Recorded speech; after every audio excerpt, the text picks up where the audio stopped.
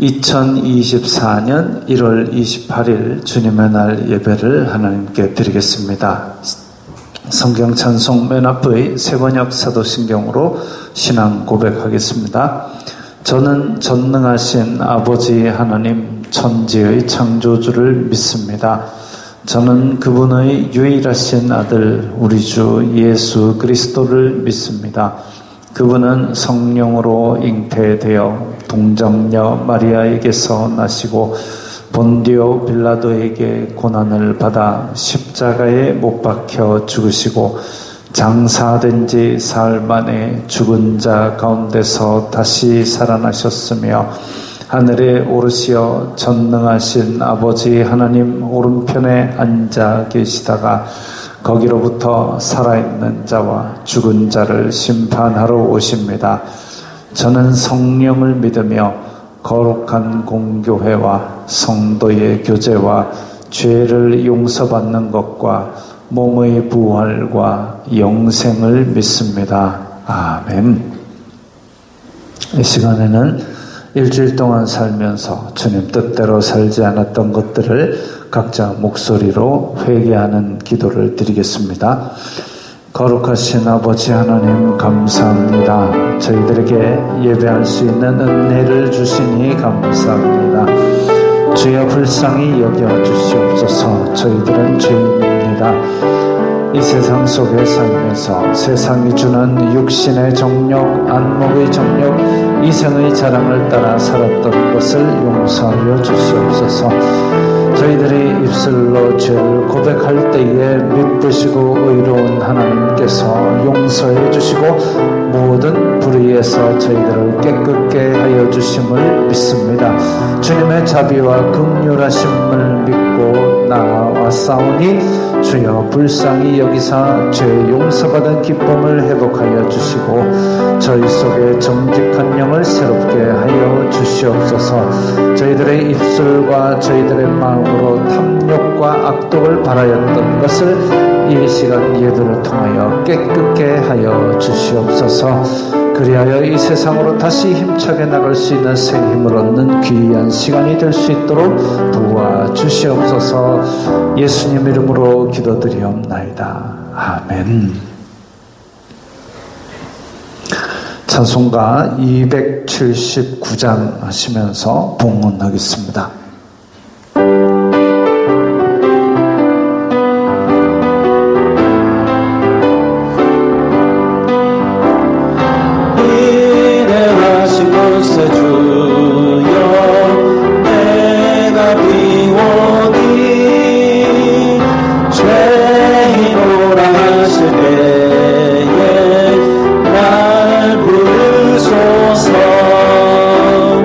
주여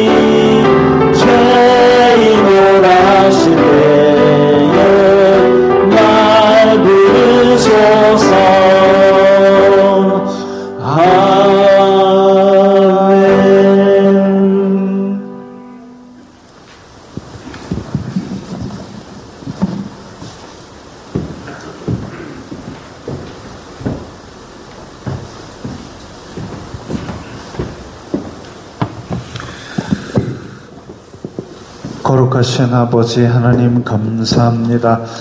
저희들에게 귀한 은혜를 주시고 세상 사는 데 필요한 물질을 주시니 감사합니다. 주님의 은혜 감사하는 마음으로 각기 예물을 드리오니 주님 기쁘게 받아 주시옵소서.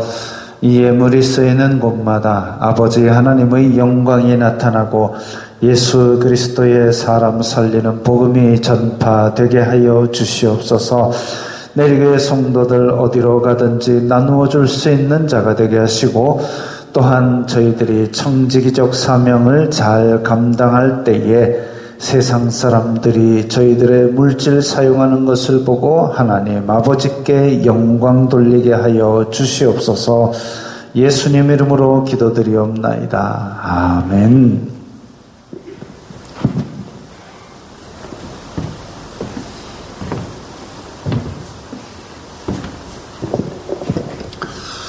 웨스트민스터 신앙고백서 제24장 결혼과 이혼 제3절 함께 읽겠습니다. 정신적으로 분별력이 있어서 결혼에 대하여 판단하고 결정할 수 있는 사람은 합법적으로 결혼할 자격이 있다. 그러나 결혼 상대에 대한 선택에는 다음 몇 가지가 지켜져야 한다. 기독신자는 기독신자와 결혼해야 되는데 특별히 개혁신앙의 소유자는 불신자나 천주교 신자나 기타 우상교도와 결혼할 수 없다. 경건한 자로서는 극히 두드러지게 사악한 생활을 하는 자이든지 멸망받을 만한 이단설을 주장하는 자로 더불어 결혼할 수 없다. 그런 잘못된 결혼은 서로 맞지 않는 처지에서 한 멍에를 매는 불행을 초래하게 된다. 혈연 관계가 서로 가까운 남녀는 결혼할 수 없다. 그 이유는 그런 결혼이 성경에 금지되었기 때문이다. 그런 결혼은 어떤 인간의 법으로도 합법화되지 못하며 쌍방의 동의로도 정당화되지 못한다. 그뿐 아니라 남자나 여자나 그 배우자 측의 어떤 근친과도 결혼할 수 없다. 자, 결혼에 대한 성경 이야기들을 종합하여서 이렇게 되었습니다. 그러면 지금 현재 교회 안 다니는 배우자와 사는 사람은 어떻게 하란 말이냐? 기도해야죠. 지금 결혼해서 살고 있는데 아이고 교회 안 다니니까 오늘부로 헤어집시다. 이거 아니에요. 어쨌든지 가정을 천국을 만드십시오. 가정을 천국을 만드시고 그래서 그 가정 가운데서 나로 인하여 복음이 흘러 들어가게 최선을 다하십시오. 그보다 선한 일이 없을 겁니다. 그래서 그 부분이 또 성경에 언급되어 있습니다. 그래서 불신 혹은 그런 분들과 결혼했을 경우에 그를 통하여 구원이 이루어지도록 최대한 힘쓰는 것이 우리가 해야 될 일입니다. 그렇습니다. 찬송가 286장입니다.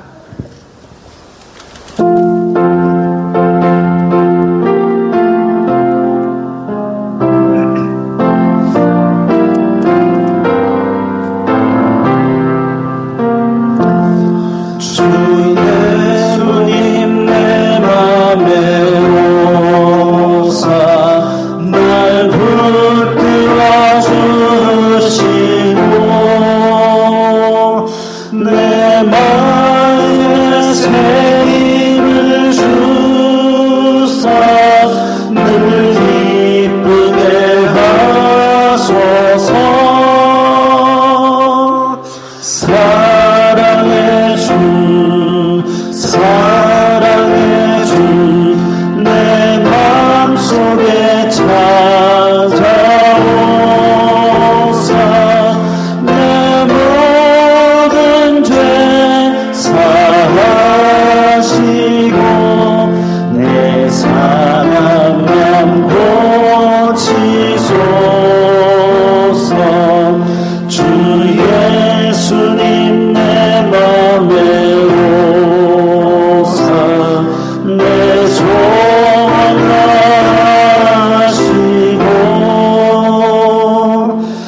내 무거운 짐 맡아주사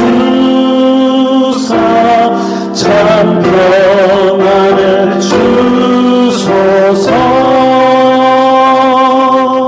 사랑의 주 사랑의 주 내 맘속에 찾아오사 내 모든 죄 사하시고 내 상한 맘 고치소서. 주 예수님 내 맘에 오사 날 정결케 하시고 그 은혜를 내 맘에 채워 늘 충만케 하소서. 사랑의 주 사랑의 주 내 맘속에 찾아오사 내 모든 죄 사하시고 내 상한 맘 고치소서. 주 예수님 내 맘에 오사 내 길 인도하시고 주 성령을 내 맘에 채워 늘 충만케 하소서. 사랑의 주 사랑의 주 내 맘속에 찾아오사 내 모든 죄 사하시고 내 상한 맘 고치소서.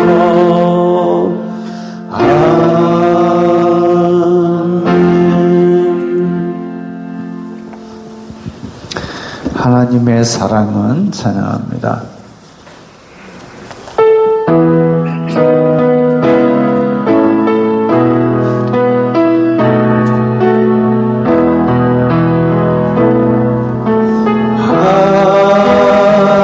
하나님의 사랑 84번이요. 작은 빛과 같아서 나의 마음을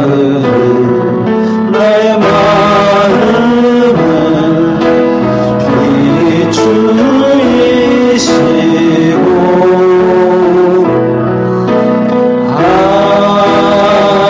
하나님의 사랑은 밝은 빛과 같아서 나의 길을 인도하여 주신다.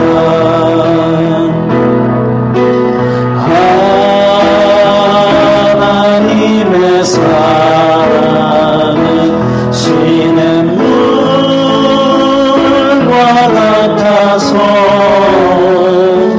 나의 심령에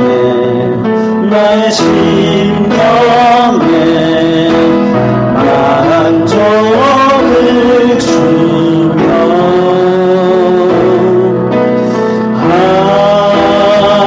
하나님의 사랑은 시냇물과 같아서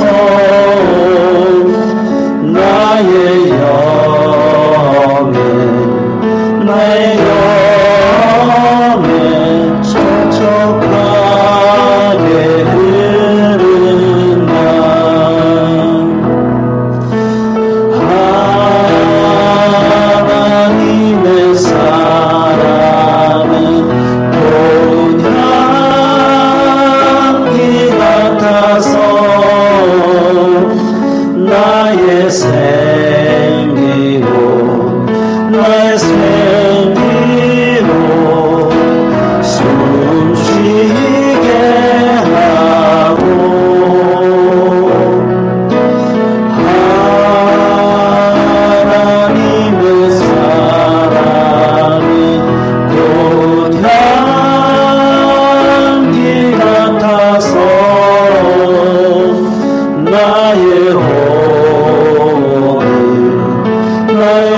영혼을 아름답게 하신다.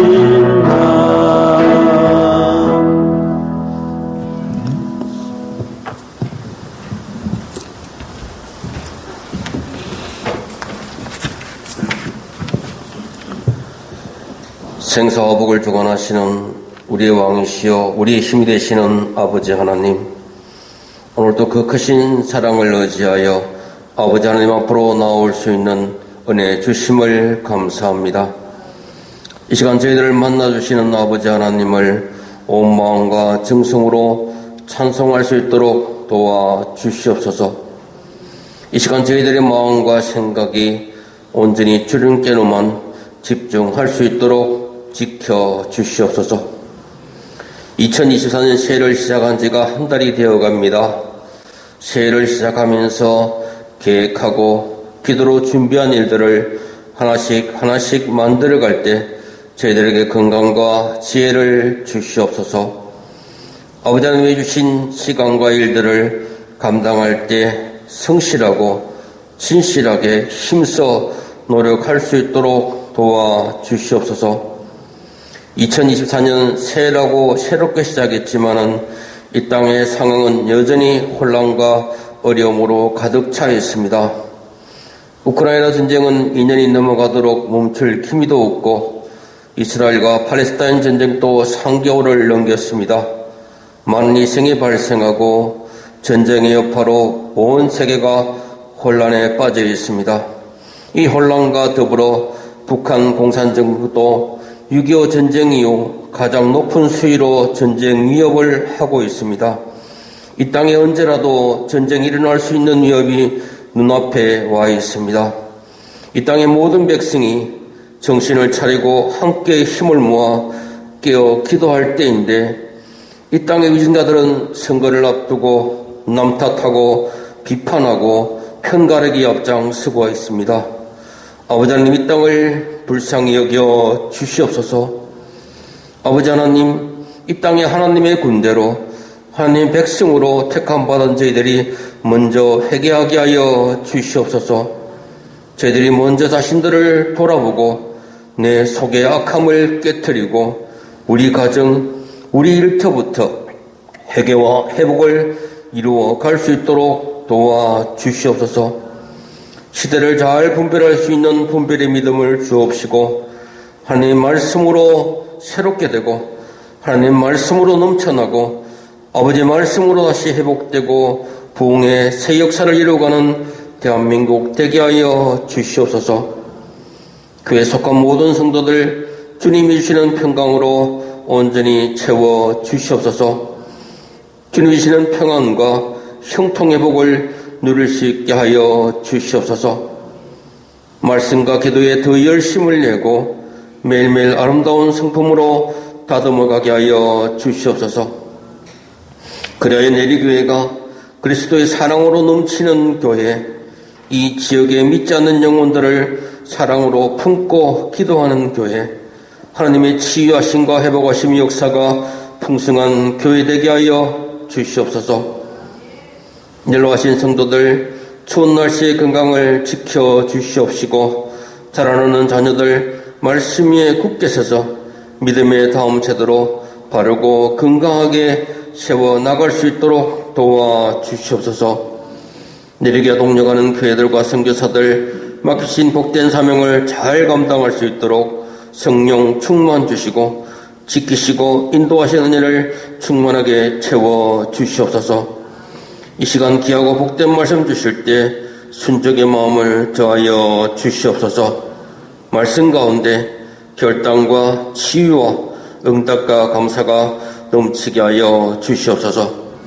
이 모든 말씀 예수 그리스도 이름으로 기도드리옵나이다. 아멘.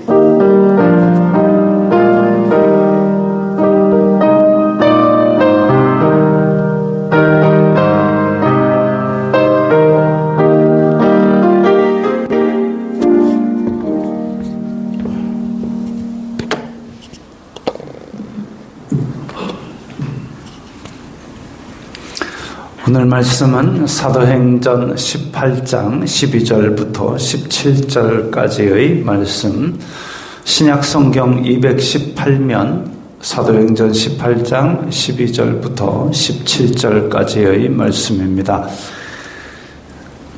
함께 읽겠습니다.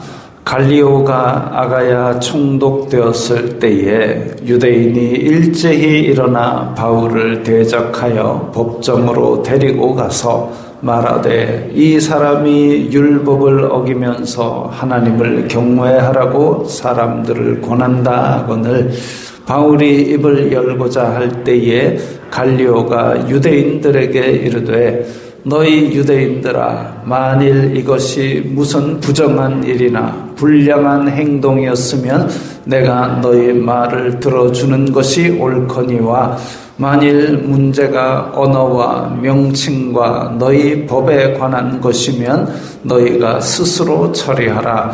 나는 이러한 일에 재판장 되기를 원하지 아니하노라 하고 그들을 법정에서 쫓아내니 모든 사람이 회당장 소스테네를 잡아 법정 앞에서 때리되 갈리오가 이 일을 상관하지 아니하니라.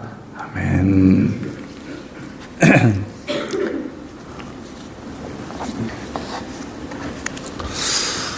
자, 지도를 보여주세요. 갈리오가 아가야 총독이 되었다 그랬습니다. 아가야가 도대체 어떤 아가야냐? 제일 아래쪽에 아테네 고린도 있는 저 땅덩어리를 아가야, 지방 이름입니다. 우리나라를 한반도라고 그러듯이 이게 아가야 지방입니다. 그래서 지금 고린도 있는 지역을 다스리는 로마 총독이 갈리오가 이제 부임을 했지요. 갈리오는 역사에 기록된 바에 의하면 고관 집안의 아들입니다. 이 로마 이름은 복잡합니다.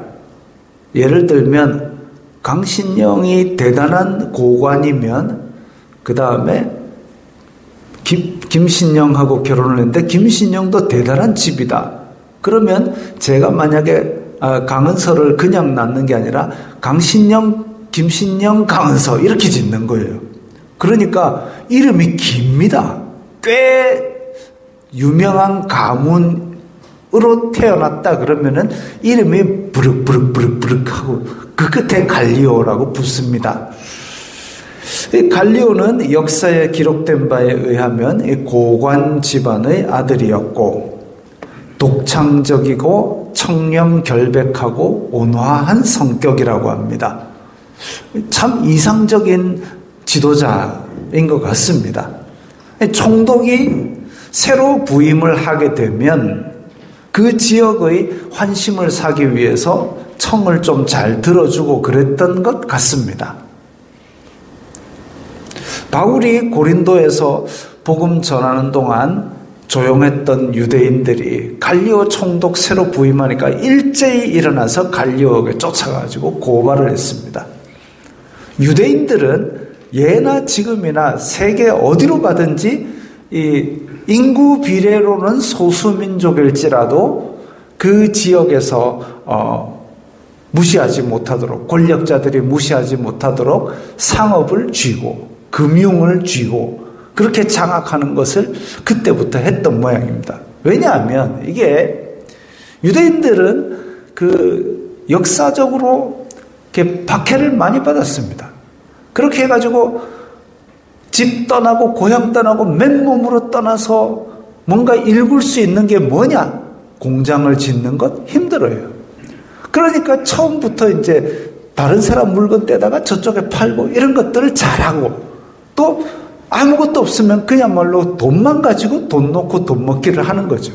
그래서 상업과 금융에 빠삭했습니다. 그러다가 또 격변을 당해가지고 맨몸으로 쫓겨날 일이 생기면 그냥 쫓겨나면 돼요. 왜? 애시당초에 뭐 가진 거 없고 세워놓은 게 없으니까 또 후딱 가가지고 또 물건 팔고 돈 왔다 갔다 하고 그래가지고 또 실권을 장악하면 됩니다.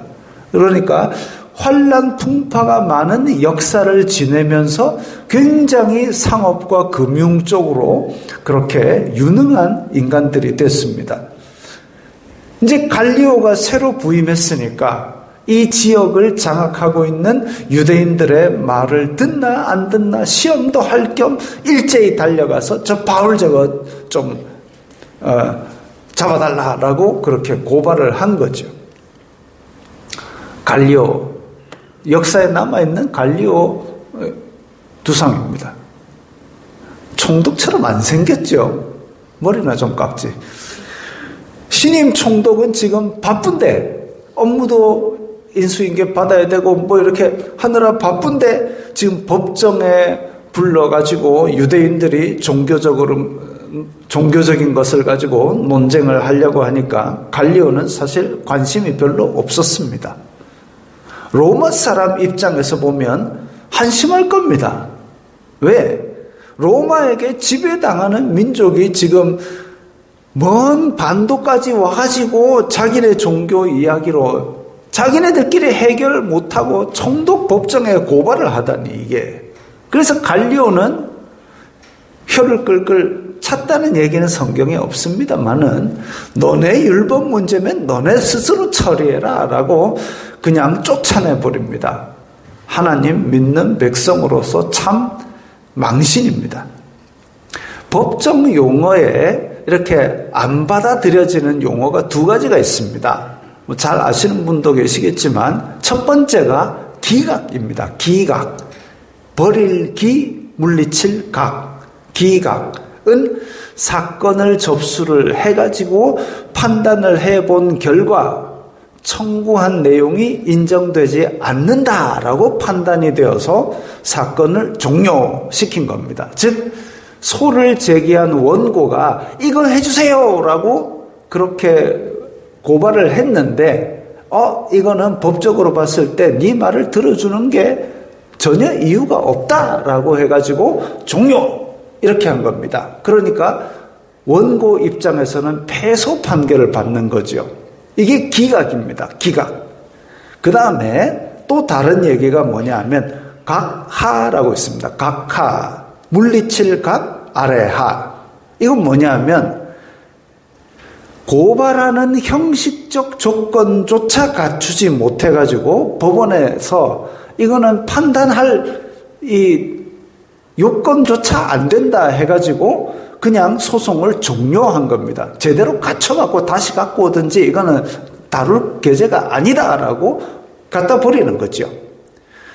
근데 지금 유대인들이 갈리오 총독에게 쫓아와가지고 올려놓은 것은 그래서 유대인들이 와 이거 주세요 했는데 바울이 그걸 반론을 하려고 하는데 야 됐다 너희끼리 알아서 처리하고 보내버린 겁니다. 기각이 아니고 각하입니다. 아예 요건도 안 되니까 너희끼리 알아서 처리할 일이다. 끝! 이렇게 해버린 거죠. 근데 바울이 설령 잘못을 했다 하더라도 몇 개월 동안 지금 회당에서 가르쳐 왔는데 그때는 조용히 있다가 총독 바뀌니까 들고 일어난 거이 참 비겁한 일이죠. 바울의 가르침에 불만이 있었더라면 위에 빌립보, 데살로니가, 베레아에 있던 유대인들처럼 그거는 우리 율법하고 다르다 하고 미리 얘기를 하든가 하니까 그것도 좀 이상합니다만은 어쨌든 아니면 그 이전에 바울하고 너 우리랑 가르침이 다른데 우리하고 논쟁을 해보자. 논쟁을 하던가. 바울에게 반박한 기록도 없고 논쟁한 기록도 없고 그냥 총독 바뀌니까 쫓아가서 고발하고 이 참 비겁한 일이죠. 자기의 힘으로 해결해 보려는 시도도 해본 적이 없습니다. 자기네들의 고발 근거도 제대로 된 것도 없습니다. 그러니까 그냥 신임 총독한테 압력을 행사하러 간 겁니다. 우리는 이런 걸 모함이라 그러죠. 모함. 신임 총독이 아까 고관 대작집의 아들이라 그랬는데 이건 모르겠습니까?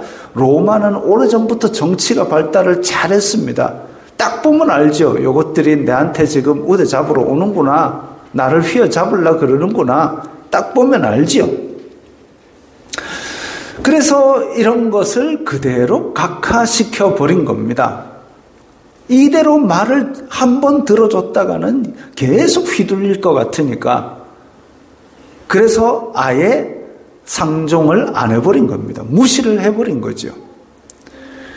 이후에 모든 사람이 회당장 소스데네를 잡아서 법정 앞에서 때렸다라고 되어 있습니다.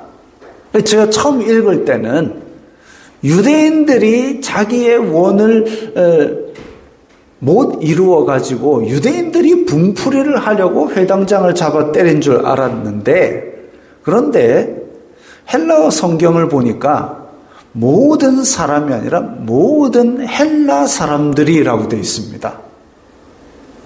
또 영어 성경 중에서도 킹제임스 버전은 헬라인이라고 나옵니다. 글라우디오 황제 때에 유대인들이 글라우디오 황제 때 유대인 추방령 때문에 브리스길라와 아굴라가 지금 고린도로 넘어왔다고 그랬죠. 왜 추방령이 나왔냐 하면 로마에서 유대인들이 소요를 일으켰습니다. 그러니까 유대인들은 로마에서 다 나가라라고 쫓겨났는데 여기서도 지금 고린도에서도 또 소송하고 난동 피우니까 헬라인들이 유대인에 대한 반감이 크게 올라간 거죠. 그래서 화가 나서 유대인들의 중심지인 회당 그 책임자를 잡아다가 때린 것으로 보입니다. 고린도의 유대인들 입장에서는 지금 2번 내려앉은 겁니다. 갈리오한테 무시당하고 이 무시당한 김에 지금 헬라인들도 쫓아와가지고 또 그대로 한 번 더 밟아버린 겁니다. 아주 우습게 보게 된 거죠. 8절에는 바울의 복음을 받은 회당장 이름이 그리스보라고 했는데 여기서는 또 회당장 이름이 소스데네라고 나옵니다. 그래서 한 2가지 정도 생각할 수 있어요. 하나는 회당장 그리스보가 바울의 복음을 받아들이고 그 회당장에서 물러났거나 아니면 고린도에 있는 회당은 좀 규모가 크기 때문에 회당장이 다수가 있지 않았을까, 뭐 그런 설들이 있습니다. 어쨌든 회당장을 잡아다가 지금 그리스 사람들이 법정 앞에서 두들겨 팬 겁니다. 이것도 참 비참한 노릇이죠. 그런데 갈리오는 이 일을 상관하지 않았다 했습니다. 법정 앞에서 폭력을 행사했으면 로마 군인들이 저 그림 보듯이 로마 군인들이 와서 막아주고 너희들 왜 멀쩡한 사람을 팼냐라고 해야 되는데 갈리오는 아마 일부러 무시했던 것 같습니다. 유대인들은 이제 갈리오 재임 기간 동안은 좀 찍소리 못할 상황이 된 거죠. 갈리오를 휘어잡으려고 괜히 바울 고발했다가 이제 자기네들이 오히려 혹 때려왔다가 혹 붙인 것처럼 그렇게 더 내려앉아 버렸습니다. 만일 유대인들이 갈리오에게 쫓아와서 바울을 고발하는 일만 없었더라면 이 사람 잡아 때리는 일을 총독이 그냥 관여하지 않을 리가 없습니다. 그런데 죄도 없는 고발건을 각하당하고 쫓겨났기 때문에 이 무고한 고발이나 하고 소요나 일으키는 그런 골치 아픈 민족 취급을 받은 겁니다. 유대인들은 이제 로마에 이어서 헬라에 있어서도 반유대 감정의 희생양이 됐습니다. 갈리오 총독 입장에서는 이제 유대인들은 이제 앞으로 더 이상 골치 아픈 일을 못 만들게 된 거죠. 근래에 우리나라에 2번의 테러 사건이 있었습니다. 아까 장로님께서 기도하시는 가운데도 나왔는데 지금 국제 정세는 지금 아주 위태롭게 빨리빨리 돌아가고 있는데 우리나라 지도자들은 4월에 매여갖고 아무것도 안 하는 것 같습니다. 그거밖에 안 보이는가 봐요. 2번의 테러 사건이 있었습니다. 야당 대표를 습격한 사건이 있었고 여당 의원을 습격한 사건이 있었습니다. 두 사람 모두 생명에 지장이 없어서 다행입니다. 우려되는 것은 총선이 있는 4월까지 이런 일이 있어서는 안 되지만 4월이 아니라 앞으로도 이런 일은 있으면 안 되지요. 멀쩡한 사람을 왜 저렇게 습격을 해가지고 상해를 끼칩니까? 지도자를 뽑는 축제의 장이지 지금 조직폭력배간 세력싸움이 아니지 않습니까? 내가 지지하는 사람이 아니다 해서 좁히고 찌르고 이렇게 하는 것은 자유민주주의도 아니고 성경적인 것도 아니고, 특히나 이번 테러는 나이도 어린 아이가 무슨 원한이 있고 무슨 정치에 그렇게 깊이 관여를 해가지고 그랬을까요? 이런 것은 하나님 나라가 아닙니다. 아니 그럼 목사 당신은 뭐 누구를 지지하는? 저는 누구를 지지하는 건 아니고 그냥 대한민국의 지도자가 좀 바로 섰으면 하는 거고, 이쪽도 찍고 저쪽도 찍고 잘하는 사람 찍습니다. 그리고 제가 찍었는데 일 못한다 그러면은 디기모락합니다. 누구를 특별히 지지하고 누구의 입장이 지지하고 이런 거 없습니다. 근데 내리교회 안에는 분명히 이쪽을 지지할 수도 있고 저쪽을 지지할 수도 있습니다. 그건 자유민주주의니까 제가 강요하는 거 아니고, 저도 어떤 특정한 입장에서 말씀을 전하는 거 아니고, 말씀을 전할 때는 하나님 말씀을 전해야지 제 정치적 입장을 내세우는 거는 안 될 일이지요. 자, 어쨌든 사람을 좁히고 찌르고 이런 것은 하나님께서 원하시는 방향이 절대 아닙니다. 하나님 나라는 성령님 안에서 의와 평강과 희락입니다. 내 싫다고 주찌르고 패고 하는데 의의가 어디 있습니까? 그걸 보는 백성들한테 평강이 오겠습니까? 야, 내가 오늘 누구를 좁혔다. 평화롭지? 그건 평화가 아니죠. 희락, 기쁨이 있어야 됩니다. 사람 좁혔는데 뭐가 기쁩니까? 저런 걸 보고 누가 기뻐하겠습니까? 그런데 왜 사람들은 막 좁히고 찌르고 그럴까요? 타락해서 그렇습니다. 전적으로 타락해서 그렇습니다. 내 본의로 살기 때문에 그렇습니다. 아마 자기 본의로 사는 저런 사람들은 좁히고 찔러놓고 그것 때문에 잡아갔다 그러면 그거 가지고 나를 왜 이렇게 압제하느냐, 또 그 피해자 코스프레 할 겁니다. 합법적으로 내 욕심을 채울 방법이 없으니까 그렇게 폭력을 행사합니다. 모함을 합니다. 이게 악독이죠. 하나님 나라와 반대되는 악독입니다. 모함, 물론 우리가 부당한 일을 당하면 고발하는 것, 그 당연한 일이죠. 법이 있는 나라에서 법을 어기는 걸 보면 고발할 수 있습니다. 고발할 일 있으면 하십시오. 그러나 모함하고는 다르죠. 유대인들처럼 근거도 없이 쟤네 마음에 안 들어요, 고발! 이거는 결국은 기독교인들의 얼굴에 막 아주 모치를 하는 겁니다. 근거도 없이 모함을 하고 근거도 없이 폭력을 행하는 것, 이게 과연 성령님께서 시키셔서 하는 일일까요? 그 반대가 성령님의 일일 수는 있어도 근거 없이 고발하고 내 마음에 안 든다고 좁히고 이런 것은 성령님의 일이 아닙니다. 유대인들이 율법 잘 지키고 회당 잘 나오니까 지금 보십시오. 지금도 저러고 삽니다. 지금도 이게 유대인들은 머리에 키파라는 걸 씁니다. 키파. 그래서 하나님께서 보시는데 내가 내 정수리를 함부로 드러낼 수 없다. 키파 덮어쓰고, 관광객들이 그 통곡의 벽 올라갈 때 키파 그 종이로 된 거 팝니다 또. 그래서 예전에 오바마 대통령도 그 이렇게 키파 사쓰고 그걸 이렇게 올라가고 이랬습니다. 13세가 되면 저렇게 율법을 가지고 바리새인들하고 토론해가지고 성인식을 치릅니다. 이 이마에 요 뭐 하나 맨 거 보이, 저게 그 궁의 애꾸눈이 아니고 테필린이라 해가지고 율법을 이마에, 그 다음에 이 뭐 팔에다가 감고 이 율법 상자를 하나 이렇게 하고 있습니다. 그리고 요즘 시대가 좋아져 가지고 저런 거 이렇게 인터넷에서 살 수 있습니다. 국내에서도. 사지 마세요.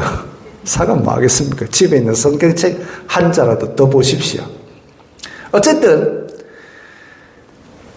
이 유대인들이 저렇게 옷도 저렇게 입고 율법 잘 지키고 일상생활 속에서 회당 잘 나오니까 하나님 잘 믿는다고 착각하고 있겠지만 그건 잘 믿는 게 아닙니다. 물론 잘 믿는 사람들 저렇게 할 수 있지요. 진짜 믿음은 교회 밖에서 안 믿는 사람들과 더불어 살 때에 내 삶에 어떤 열매들이 맺히고 있는가 그거 보면 압니다. 교회 안에서 나오는 모르겠다. 교회 안에서 막 여러 가지 일도 하고 프로그램 수료하고 종교적인 용어 많이 쓰고 막 그러면 교회 사람들이 잘 속습니다. 저 사람 잘 믿는갑다. 이단들이 교회 침투할 때 그렇게 합니다. 저 사람 잘 믿는갑다라고 착각하도록 들어오는데 그러기 쉽습니다. 믿음은 하나님께서 판단하는 것이지 내가 저 사람 잘 믿네, 저 사람 믿음 가라네 그렇게 판단하지 마십시오. 냉정하게 나를 돌아보십시오. 내가 교회 일 안 하고 세상 속에 있을 때 하나님께서 어떻게 보실 생활을 하고 있는가 그거 보십시오. 그게 답입니다. 내가 더 잘 압니다. 내가 어떤 믿음인지 내가 더 잘 압니다. 내가 일주일 내내 하나님 생각 한 번도 안 하고 성경 한 번도 안 들춰보고 내 입에서 찬송가 한 번도 흥얼거린 적이 없다. 근데 교회 와서 그러면 사람들이 기도하는 거 봐라.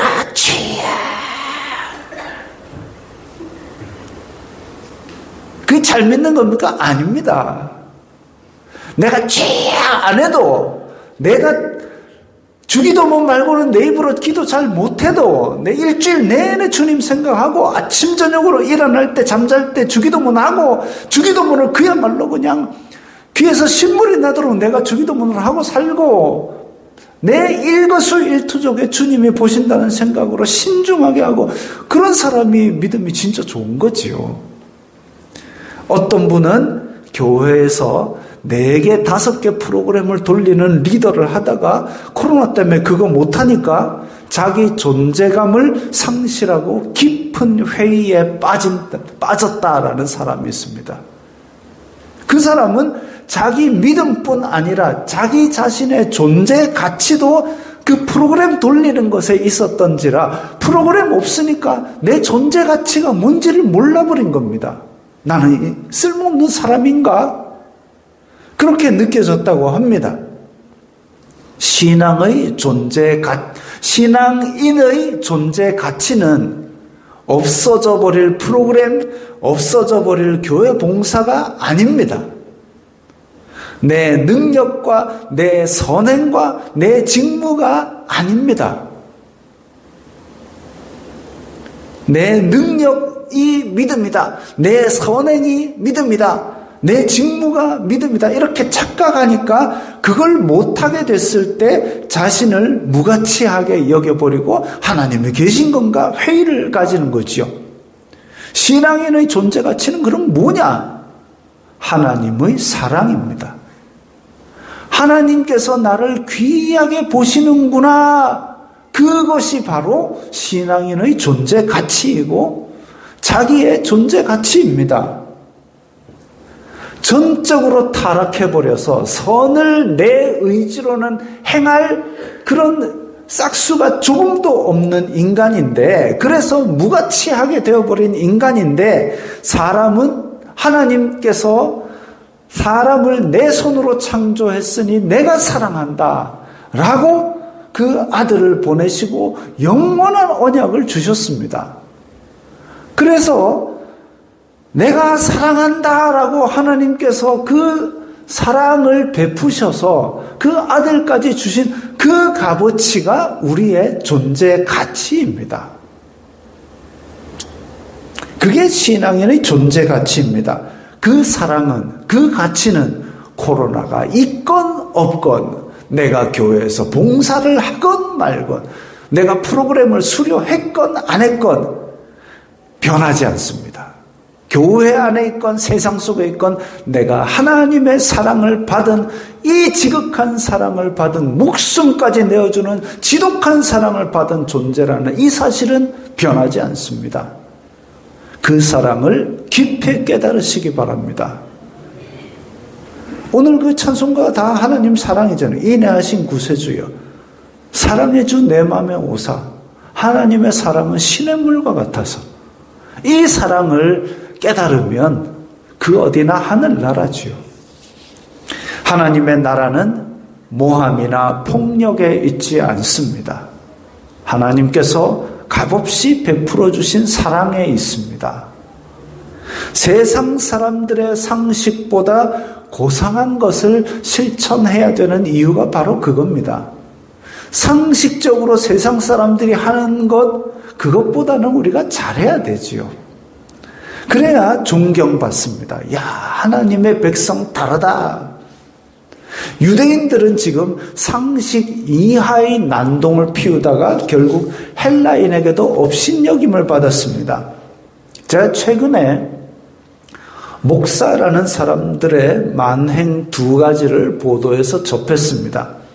하나는 정치적으로 예민한 사안이기 때문에 제가 여기서 가타부타 얘기를 안 하고요. 두 번째는 목사가 젊은 여자에게 교회 가자고 했다가 안 간다니까 머리채를 잡고 폭행했답니다. 어이가 없어서 말이 안 나옵니다. 머리채를 잡고 폭행하는 전도입니까? 여기 하나님의 사랑을 받은 고귀한 사람은 어디 있습니까? 머리채를 잡힌 여자는 교회를 안 다니니까 하나님의 사랑을 안 받은 사람입니까? 아니에요. 교회를 안 다니는 사람들도, 죄인들도, 저 교도소 안에 있는 사람들도 하나님은 똑같이 사랑하십니다. 우리와 다를 바가 없는 죄인입니다. 그럼에도 불구하고 하나님께서는 그들을 위해 피 흘려 죽기까지 사랑하여 주셨습니다. 근데 왜 머리끄댕이를 잡고 좁혀나요? 하나님의 말씀을 선포하는 고귀한 사명이 목사의 사명입니다. 그거 어디 갔습니까? 모함과 폭력으로는 하나님 나라를 이루지 못합니다. 제가 흥미로운 기사를 하나 읽었습니다. 옛날 러시아에는 수염새가 있었답니다. 피오트르 대제라고 아주 러시아를 많이 발전시킨 황제가 있었는데, 그 황제가 러시아를 발전시키려고 서유럽 쪽에 있는 그 나라들과 많은 문물을 교류하고 강력한 서구화 정책을 실시했는데, 1703년에는 수도를 상트페테르부르크, 현재 레닌그라드라고 불리는 페테르라는 것도 약간 피오트르 대제의 이름을 딴 것 같은 느낌이 듭니다만은, 하여튼 수도를 약간 서쪽으로 더 옮기고 유럽의 유학생들을 보내고 또 유럽에서 뛰어난 사람들을 받아다가 막 이렇게 기술도 도입하고 막 그렇게 개혁을 해가지고 러시아를 꽤 강국으로 만들었습니다. 잘 했지요. 그러면서 러시아 귀족들에게 너네들 소매 치렁치렁한 거 그거 잘라라. 그리고 수염 깎아라. 수염을 이렇게 산타 할아버지처럼 기르는 게 그게 또 그 나라에서 있었거든요. 러시아 사람들은 긴 수염을 하나님의 선물로 여겼습니다. 그래서 하나님의 선물을 풍성히 받으면 이러고 다니는 거죠. 그거 깎으라는 겁니다. 근데 러시아 사람들은 아무리 처벌해도 수염만은 안 된다라고 피오트르 대제한테 저항하기 시작했습니다. 피오트르 대제가 한 발 물러서서 좋다! 수염 길러라! 대신에 해마다 수염 기르는 사람은 100루블 세금을 내라. 지금 100루블과 1703년의 100루블은 가치가 많이 다를 겁니다. 어느 정도 가치인지 제가 찾아도 안 나오는데 하여튼 꽤 되는 돈이었을 겁니다. 그리고 수염 긴 사람은 공직 퇴출된다. 그리고 어디 지나갈 때마다 수염 긴 사람은 통행세 내라. 이렇게 했더니 7년 만에 수염 다 깎았습니다. 러시아 정교회에서 어떻게 가르쳤으면 수염에 목숨을 겁니까? 지금 전쟁이 일으킨 푸틴도 러시아 정교회입니다. 그래갖고 1월에 무슨 그 종교 행사한다고 얼음물에 푹 들어가고 이거 무슨 얼음물에 들어가요. 예수님이 그런 거 안 가르쳐서 우리 천만 다행입니다. 우리도 저 옆에 있는 개천에 주일날 예배 드리다가 갑자기 막 얼음 깨고 물에 들어가야 된다 이렇게 하면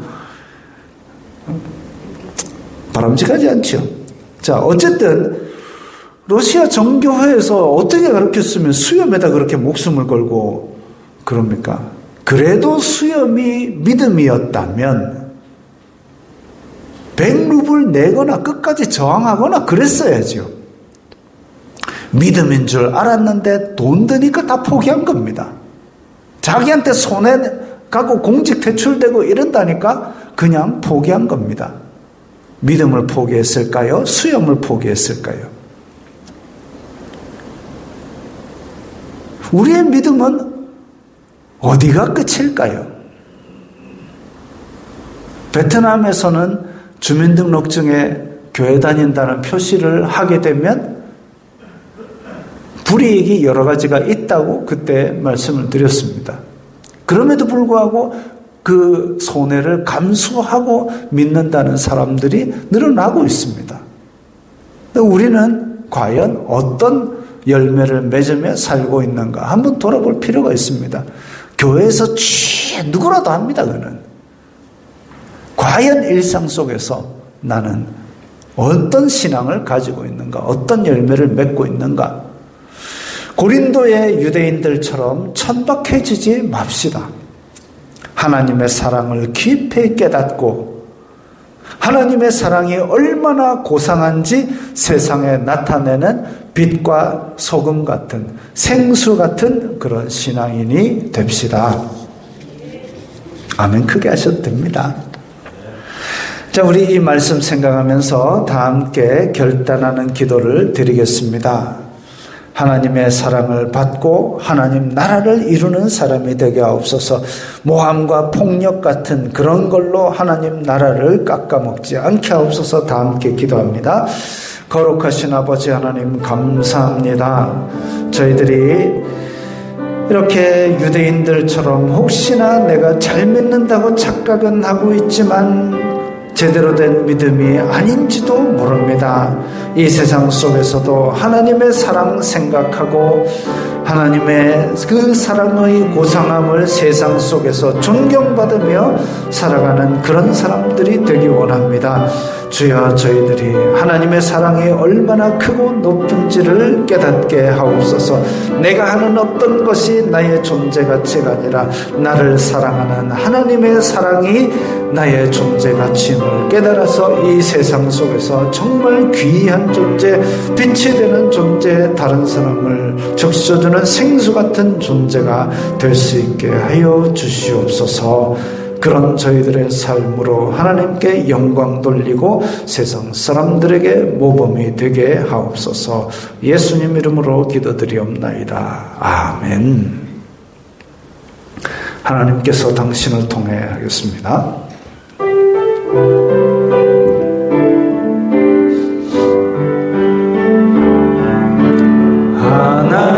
하나님께서 당신을 통해 메마른 땅에 샘물 나게 하시기를 가난한 영혼 목마른 영혼 당신을 통해 주 사랑 알기 원하네.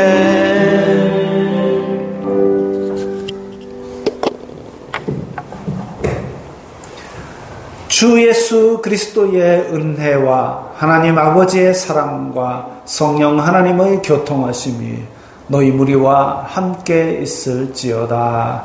아멘.